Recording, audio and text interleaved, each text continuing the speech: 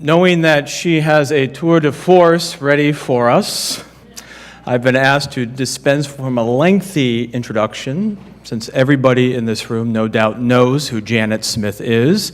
If you don't, I invite you to Google Janet Smith and Humanae vitae, since in the United States their names are often associated with each other in her great defense all these many years of Blessed Paul VI's encyclical. So Janet Smith, everyone.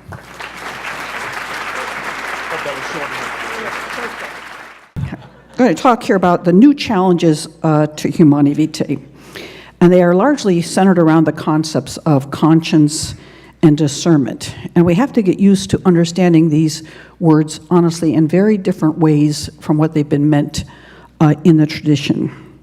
The challenge, of course, comes from the group of theologians who have for decades been known as revisionists. At least that's their preferred term in the last couple decades. Before that, they called themselves dissenters and proportionalists and even consequentialists.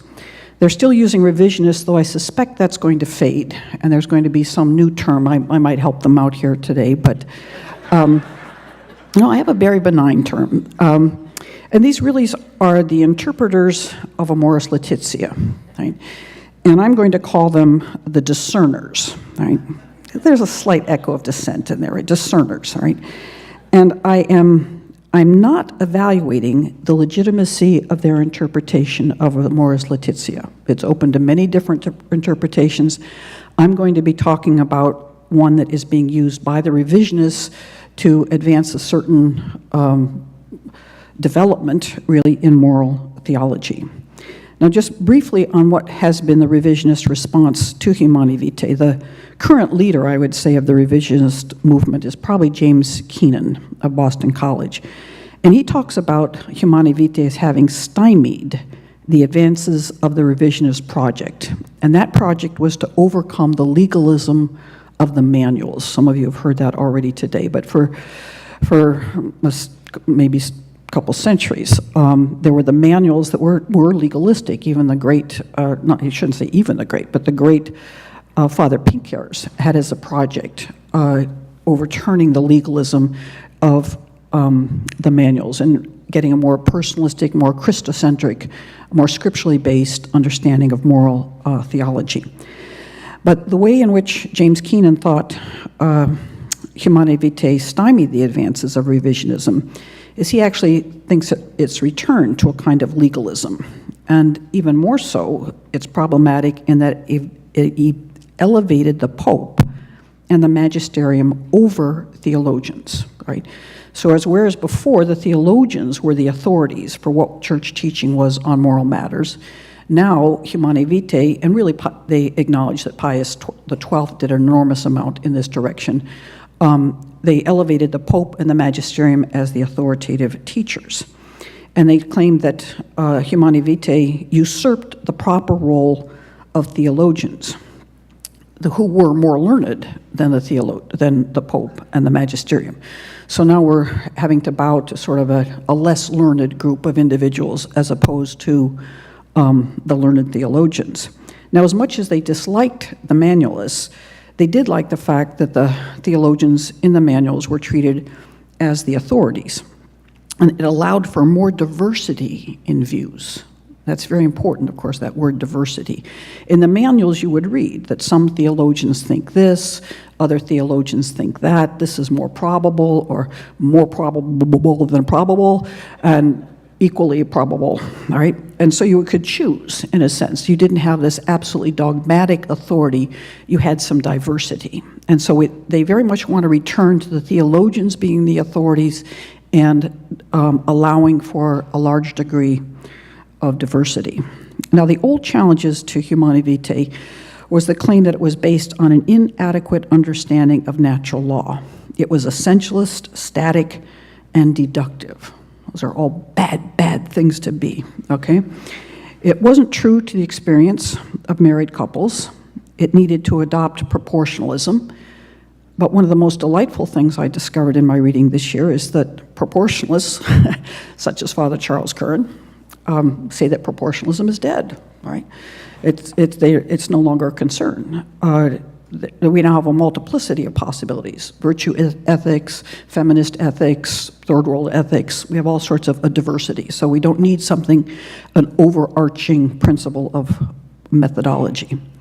It wasn't received, right? The Catholic faithful aren't living by it. It was not infallible, and it didn't respect consciences. Now, all of these things we can expect to be resurrected in this next year, as those are going to be those who reject Humanae Vitae. But these are not going to be major. These are not going to be major at all. It's more a resurrection of the authority of the conscience, but even more importantly, is a very different understanding of what the conscience is. All right, that's what we have to very much catch. So, just in a general sense, the interpreters or the discerners who read Amoris Laetitia say that they find a development in moral theology in Amoris Laetitia, and the development, they say, is pastoral, not doctrinal. That's why they don't have to do the other stuff, because we're not changing doctrine at all. We're just changing how we apply doctrine. We're not even applying doctrine, believe me. We're just helping consciences discern. That's what we're doing. So we don't need to refute the arguments that defend Humanae Vitae, because we're not looking for a doctrinal change. Right? We don't have to question the authority of the document, because it's not a doctrinal matter that we're pushing here. We're pushing a pastoral approach to these issues. So substantive matters are now irrelevant, all right? They're irrelevant. So they read Amoris Laetitia in light of a psychological view of conscience. And this is key. One without naturally known moral norms, right? I'll review very briefly the traditional view of conscience. And it's very different from the philosophical, theological view of conscience of the church. Right? So here are some of the passages. I invite you to go back to Amoris Laetitia and then read some of these later with the new understanding of conscience I hope I succeed in laying out. An early passage in Amoris Laetitia says, "We also find it hard to make room for the consciences of the faithful, who very often respond as best they can to the gospel amid their limitations, and are capable of carrying out their own discernment in complex situations." So it's the conscience of the faithful who respond as best they can. We've been called to form consciences, not to replace them. Now, of course, the church says we shouldn't replace consciences, but what does it mean to form consciences? The document later says the individual conscience needs to be better incorporated into the church's praxis in certain situations which do not objectively embody our understanding of marriage. Again, a true primacy of conscience here. It says conscience can do more than recognize that a given situation does not correspond objectively to the overall demands of the gospel.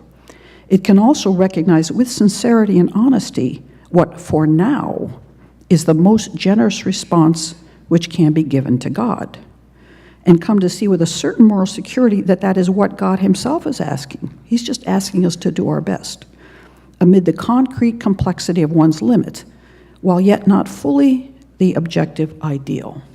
And the ideal here is what's always been called the norm, right? Not just something that's really, becoming Michael Jordan or something. It's been considered do not murder, right? And that's here basically called an objective ideal. In any event, let us recall that this discernment is dynamic. It must remain ever open to new stages of growth and to new decisions which can establish the ideal to be more fully realized. At some time, you might grow into being able to follow the commandments, but right now, just do the best that you can. That's how the discerners are reading it. So the conclusions of the discerners are this: we must accompany consciences, really much more than form them. We must accompany them. We must not impose external norms. That's just about as bad as you can be. Objective norms are ideals, not what God is asking in all circumstances. Veritatis splendor actually is passé. In Amoris Laetitia, we have a paradigm shift. Okay? So let's briefly look at the traditional view of conscience, which is tied to natural law. The conscience has two jobs. One is the synderesis or synderesis, and the conscience is a kind of repository of the natural law. There we hold truths derived from natural law and commands, such as human life has infinite value. We think everyone should know that, and everyone should be able to derive from that it's wrong to deliberately take an innocent human life, and we should quickly understand the command, do not murder. These things are naturally and easily known.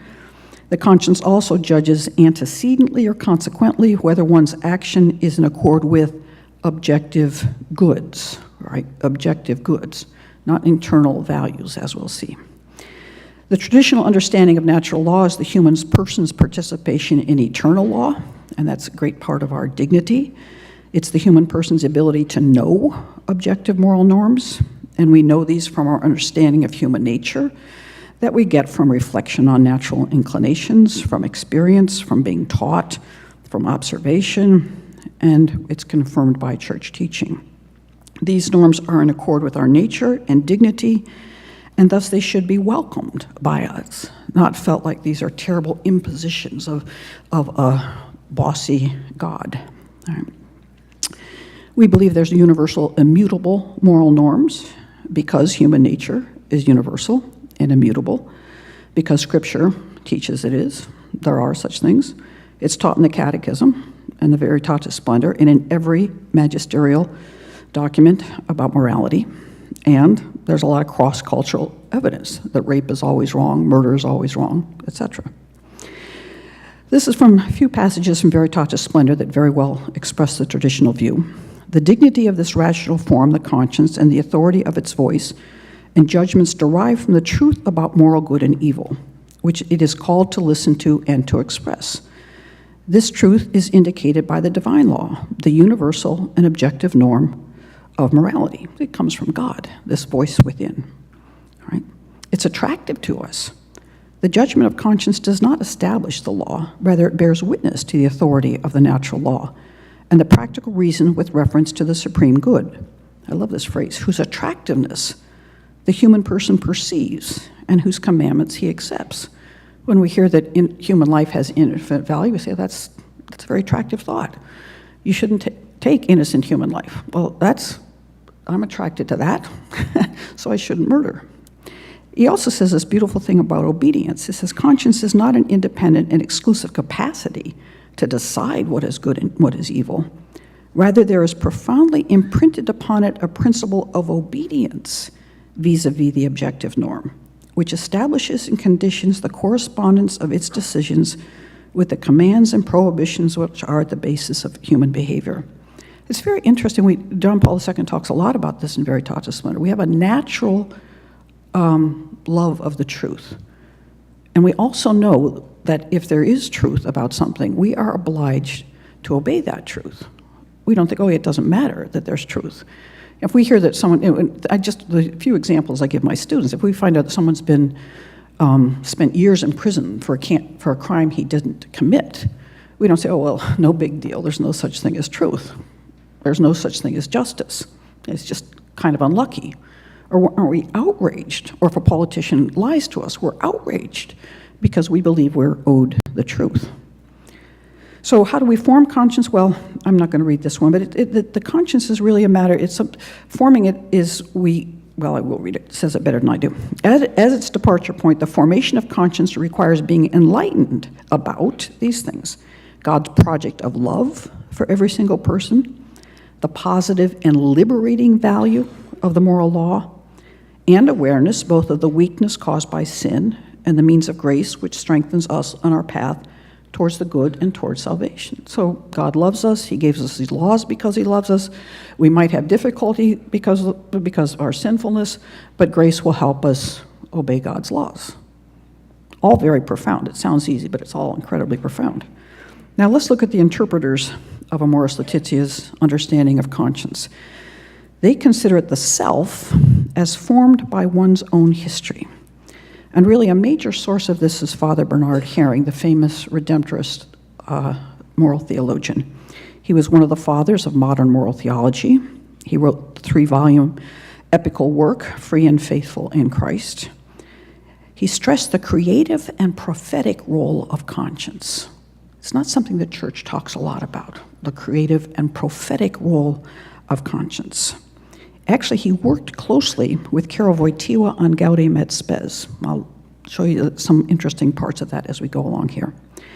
Now, the Amoris Laetitia, or discerner's view of conscience, it is not the repository of moral norms known through natural law. So when you're appealing to the conscience, you are not appealing to natural law. It's the self molded by one's history, one's choices. It's more the repository of moral values, not moral laws or goods, but moral values that the person has committed to through a lifetime. Right? So moral norms then are viewed as akin to the superego of psychologists. They're the heteronymous norms imposed externally, not the internal norms that you have because you're made in the image and likeness of God and the natural law that you know, but instead they're external and they're being imposed upon me. You can get them from your parents or from the state or from the culture or from the church, right? And they impede, if not prevent, authenticity, which is the most important thing, and moral maturation. So they take these passages from Amoris Laetitia to suggest that insisting on any norm, even the norms of the church or natural law, is very bad for helping a person be morally authentic and to mature. This is a passage they point to as supporting their view. A pastor cannot feel that it's enough simply to apply moral laws to those living in irregular situations, as if they were stones to throw at people's lives. This would bespeak the closed heart of one used to hiding behind the church's teachings, sitting on the chair of Moses and judging at times with superiority and superficiality difficult cases and wounded families. So if you insist upon the commandments, it's like throwing stones at people. Here's the way they talk about natural law. They said, along these same lines, the International Theological Commission has noted that natural law could not be presented as an already established set of rules that impose themselves a priori. Commandments could be seen as a priori rules imposed on people. Rather, it's a source of objective inspiration, ideals, for the deeply personal process of making decisions. So moral norms aren't determinative of what you can do or can't do. They're kind of an inspiration that might guide your moral decisions. It says further, discernment may help to find possible ways of responding to God and growing in the midst of limits. By thinking that everything is black and white, we sometimes close off the way of grace and growth and discourage paths of sanctification which give glory to God. So norms squeeze us in, and they don't allow us to be creative and prophetic and to grow, all right? Now, some of these practices are good pastoral practices in limited contexts. You hear this phrase a lot, you got to start where people are, all right? Yeah, sometimes it is right to start where a person is. Sometimes it is right to practice the law of gradualness. Many priests find this constant with dealing with people who come for marriage preparation who are already cohabiting. I know of none of them that have sort of said, you're a terrible, miserable, mortal sinner and you're going to hell unless you immediately separate. I've never heard of that, right? Most of them let it sit for a while until they help them understand the church's teaching on marriage, maybe several sessions before they get down to the nitty-gritty on what's wrong with their current situation and what they should do to rectify it before they get married. They don't immediately require an engaged couple to stop cohabiting, but it is not because their consciences are the right place to start, right? They don't even know how to access their consciences. That's what we're assuming. We have to do some work here to teach them how to access the conscience and how to hear God's voice. We do it rather to build trust so that you can lead them to accept church teaching. So that's a gradualness, that's the law of gradualness, right? But they take this pastoral practice as being what it is everything about mentoring or formation, is trying to get people in touch with themselves and don't try to move them too far from where they are, because that would be imposing external laws upon them, right? Not that you would lose trust, but that you would be imposing external laws upon them. The discerners make a difference, they make a distinction between the right decision versus a good decision. And it's better to make good decisions than the right ones, right? The discerner's natural law does not include universal immutable norms. It considers itself dynamic, experiential, historical, and cultural. It's gradually discovered, and it could change if the culture changes. So there's no absolute immortal norms. Bernard Herring talks about natural law in this way. It's unthinkable to tell people in the church or outside the church to ignore their own conscience in favor of certain formulations of the natural law. Since natural law is not the legislation of any human authority, but it's the sincerity of man searching the truth, the inner impulse to follow one's own sincere conviction. So if these discerners tell you, we believe in natural law, and we believe that people should follow the natural law, what they mean by natural law is that I do want to be sincere. I do want to seek the truth. And I say, well, if my truth is this, then that's what I should follow because I want to be sincere. So if they say something like, yes, you should follow the natural law, they don't have our understanding of the natural law as a participation in God's law and different norms. That's not it at all. It's your desire to follow the truth. The right decision, they say there is such a thing as a right decision. It's the objectively right choice, the ideal. I don't know exactly what that is for them, but I'm supposing it's the choice in accord with the dynamic natural law, whatever that is, all right? It's not of foremost importance. It is more important to make a good decision. So I make a distinction. The right decision is, let's say, thou shalt not commit adultery.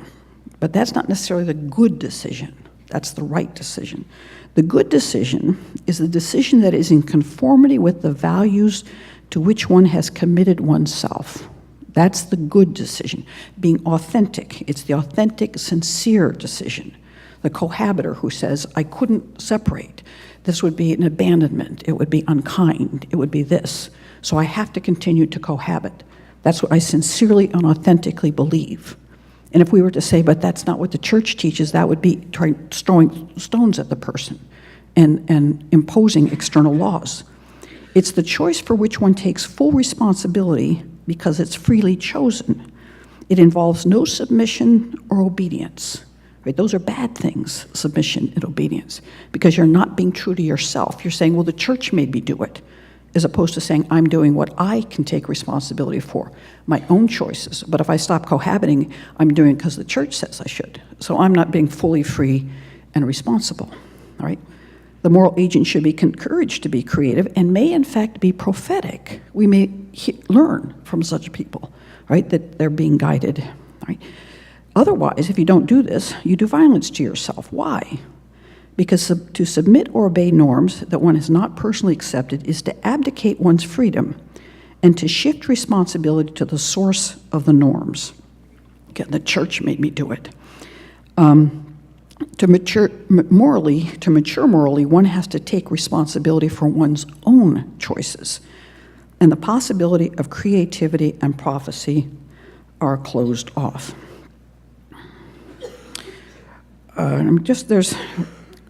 Let's look at Gaudium et Spes. St. John Paul II, it's interesting. The followers of John Paul II think he basically wrote this passage and it reflects his views. The followers of Bernard Herring thinks this passage reflect that he wrote this passage and they reflect his views. I was stunned when I was discovering this. Classic view of conscience. In the depths of his conscience, man detects a law which he does not impose upon himself, but which holds him to obedience, always summoning him to love good and avoid evil. The voice of conscience, when necessary, speaks to his heart, do this, shun that. For man has in his heart a law written by God. To obey it is the very dignity of man.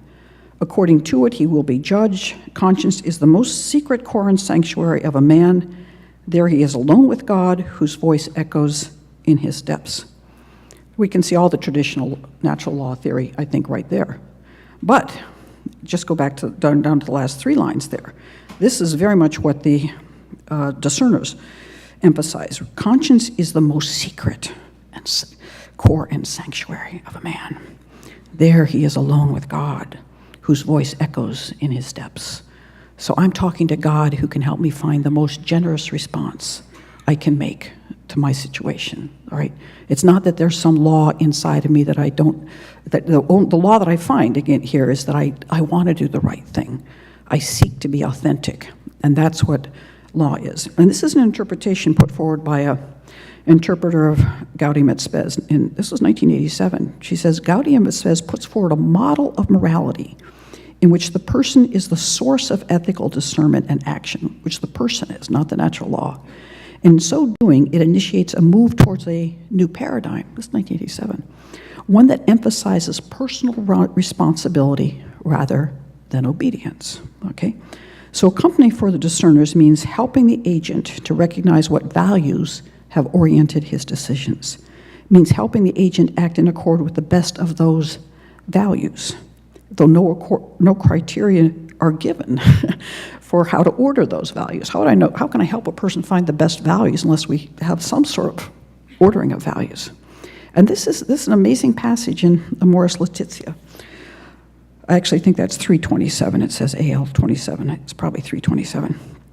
Moral education entails asking of a child or a young person only those things that do not involve a disproportionate sacrifice, and demanding only a degree of effort that will not lead to resentment or coercion. Try to get a teenager out of bed with that principle. Ordinarily, this is done by proposing small steps that can be understood, accepted, and appreciated, while including a proportionate sacrifice. Otherwise, by demanding too much, we gain nothing, right? So we don't ask people to do big sacrificial things. I say, Jesus didn't get this memo, all right?